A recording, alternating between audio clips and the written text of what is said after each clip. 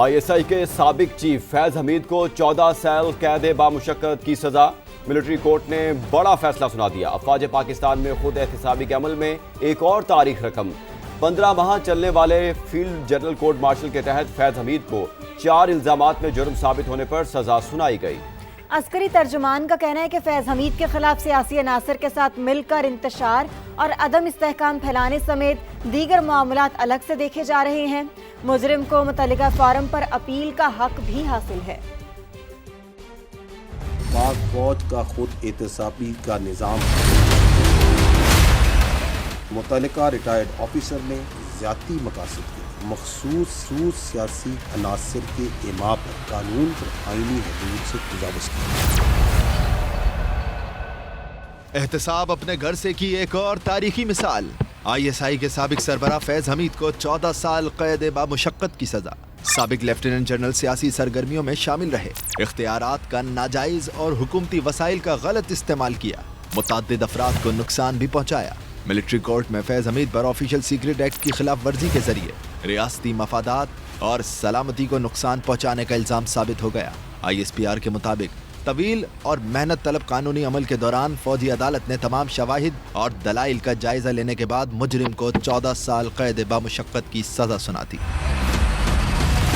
سابق lieutenant general فیض حمید کے خلاف آرمی ایکٹ کے تحت فیلڈ جنرل کورٹ مارشل کا عمل 12 اگست 2024 کو شروع ہوا، جو 15 ماہ تک جاری رہا۔ فیلڈ جنرل کورٹ مارشل نے تمام قانونی تقاضے پورے کیے۔ سابق ISI چیف کو اپنی مرضی کی دفاعی ٹیم کا انتخاب کرنے سمیت تمام قانونی حقوق فراہم کیے گئے۔ اب تک 4 الزامات ثابت ہونے پر سزا سنائی گئی۔ عسکری ترجمان کا کہنا ہے کہ فیض حمید کے خلاف سیاسی عناصر کے ساتھ مل کر انتشار اور عدم استحکام پھیلانے سمیت دیگر معاملات الگ سے دیکھے جا رہے ہیں۔ مجرم کو متعلقہ فورم پر اپیل کرنے کا حق ہے۔ فوج میں legal process is very deliberate and very just. Faiz Hameed سیاسی سرگرمیوں میں ملوث پائے گئے۔ اب 9 مئی کے کیس میں بانی PTI کا بھی ملٹری کورٹ میں ٹرائل ہو سکتا ہے۔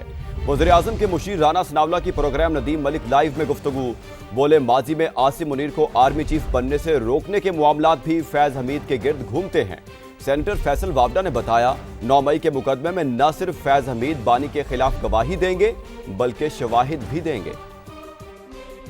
اگر فیض حمید صاحب کے خلاف یہ کیس چلا کہ وہ سیاسی سرگرمیوں میں ملوث تھے اور انہوں نے ریاست کو ڈی اسٹیبل کرنے کے لیے کوئی ایسی جو ہے وہ اینٹی اسٹیٹ جو ہے وہ ایکٹیویٹیز میں حصہ لیا اور اس جرم میں اگر ان کو پروسیکیوٹ کیا جاتا ہے تو پھر ان کے ساتھ آخر وہ ایکٹیویٹیز کسی کے ساتھ ہی انہوں نے کی نا، تو ان کے ساتھ جو لوگ ملوث پائے جائیں گے ان کا بھی ان کے ساتھ ہی ٹرائل ہوگا۔ اب دیکھیں یہ فیصلہ جب سامنے آئے گا تو پھر بہت ساری چیزیں، کیونکہ فیصلے میں تو ان چیزوں کا ذکر ہوگا، لیکن یہ ساری چیزیں جو ہیں وہ گھما پھرا کے جو ہے وہ فیض حمید صاحب تک پہنچتی ہیں، جو جنرل عاصم منیر صاحب کو آرمی چیف پروموٹ ہونے سے روکنے سے متعلق تھی۔ 9 مئی کے کیس انڈر ٹرائل ہے اور فیض حمید جو ہیں وہ عمران خان سمیت دیگر کے شواہد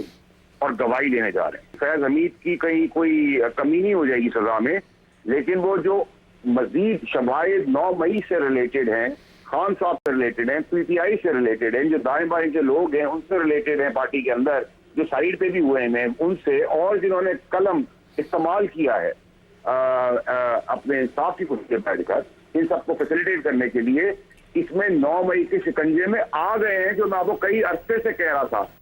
فیض حمید کو 14 سال کی سزا اب تاریخی فیصلہ ہے۔ چیئرمین پیپلز پارٹی بلاول بھٹو کی چنیوٹ میں میڈیا سے گفتگو، کہا بانی PTI اور فیض حمید اپنے وقت کے فرعون تھے جو آج مکافات عمل سے گزر رہے ہیں۔ یہ پیغام ہے کہ سب توبہ کریں اور آئندہ ایسی غلطیاں نہ کریں۔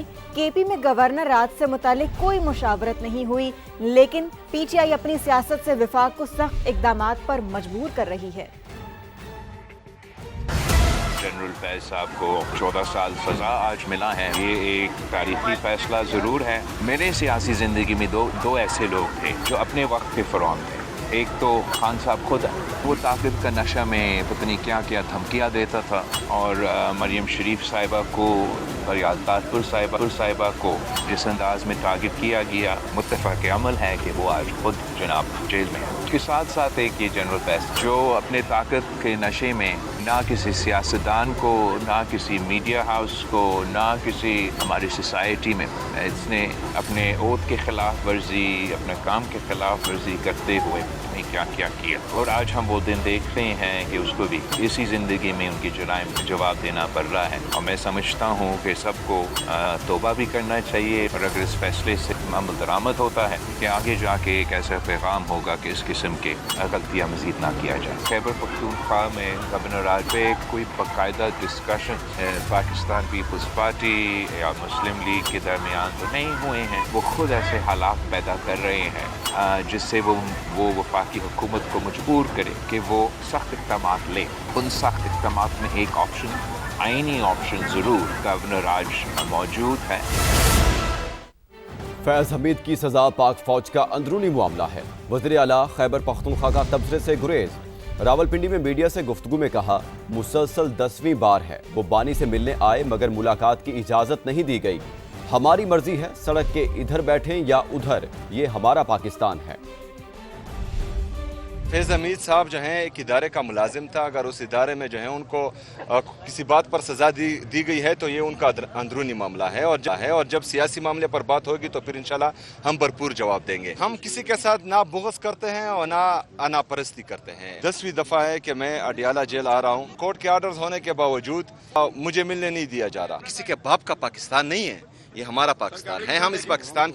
हम पाकिस्तान की आवाम हैं। हम रोड के उस पार बैठे या रोड के इस पार बैठे, 4 बजे तक बैठे या सुबह 8 बजे तक, ये कौन होते हैं हमें ये कहने वाले कि तुमने इस वक्त तक बैठना है, इस वक्त तक नहीं बैठना। ये करप्शन पर भी टॉप पे है या गवर्नेंस में जो है इनका इंतहाई लो लेवल है। तो ये अपने गवर्नेंस पर तवज्जो दें। मैं जानूँ, मेरा सूबा जाने, मेरी आवाम जाने। आगे बढ़ते हैं, अब बात करते हैं मौसम और आलूदगी की। पंजाब, सिंध और केपी में धुंध के डेरे।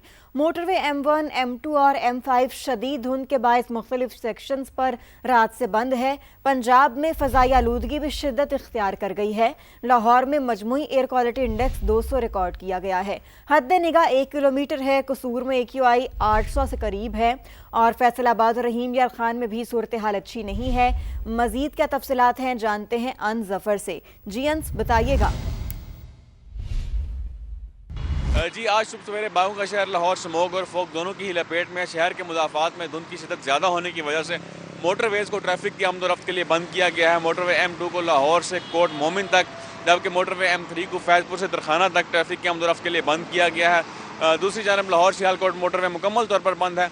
इस वक्त मैं मोटरवे M2 के एंट्री पॉइंट पर मौजूद हूँ। यहाँ भी काफ़ी ज़्यादा तादाद में ट्रक जो हैं वो मौजूद हैं मोटरवे बंद होने की वजह से। दूसरी जानब शहर के अंदर भी इस वक्त जो विजिबिलिटी है वो 1 किलोमीटर तक महदूद रह गई है। तर्जमान मोटरवे के मुताबिक जैसे ही धुंध की शिद्दत में कमी होगी, हद निगाह बेहतर होगी, तो मोटरवेज़ को ट्रैफिक की आमदोरफ्त के लिए खोल दिया जाएगा।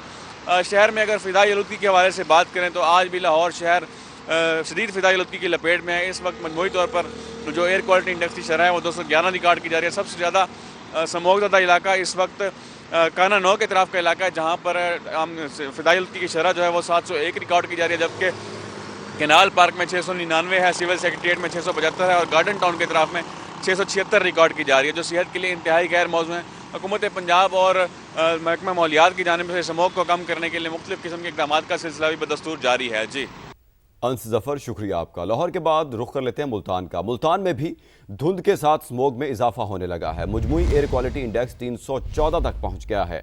शदीद धुंध की वजह से मोटरवेज भी ट्रैफिक के लिए बंद हैं। मजीद जानते हैं मकसूद चौहान से। मकसूद, बताइएगा धुंध की क्या सूरत हाल है?